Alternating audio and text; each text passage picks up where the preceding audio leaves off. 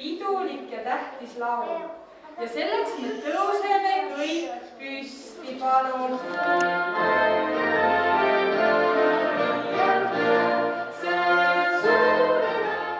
Eesti Vabariigi iseseisvuspäeva tähistamine lasteaias Päikseke. 24. veebruar on Eesti Vabariigi sünnipäev. Tähtis päev kogu meie riigi ja rahva jaoks. Ka Sillamäe lasteaed Päikseke tähistas seda erilist sündmust piduliku üritusega, mis tõi kokku nii lapsed kui ka täiskasvanud. Pidu algas Eesti hümni laulmisega, mille ajal lapsed seisid rõõmsalt ja uhkelt.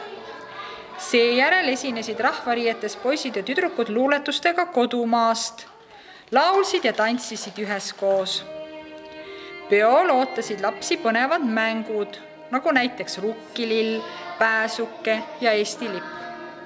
Lapsed said mängida ka väga vahvat mängu, kus neil tuli vastata küsimustele Eesti kohta, milline on Eesti pealinn, mis linnas nad elavad, kes on rahvusloom, kes on rahvuskala, kes on rahvusliiblikas ja nii edasi.